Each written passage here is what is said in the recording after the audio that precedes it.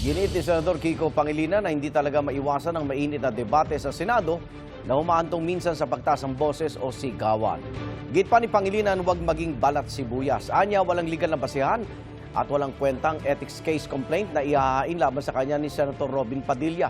Gayunman, hihintayin niya ang reklamo. At kung sakali, handa raw siyang sagutin ito sa pamamagitan ng kontra-reklamo kung saan ipupunto niya ang anyay paglabag sa parliamentary rules, pagiging out of order at kawalan ng proper decorum ni Padilla.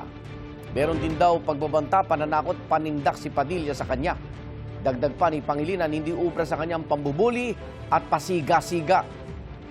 Sa huli, sinabi ni Pangilinan na ayaw niya ng away at hindi siya palaaway.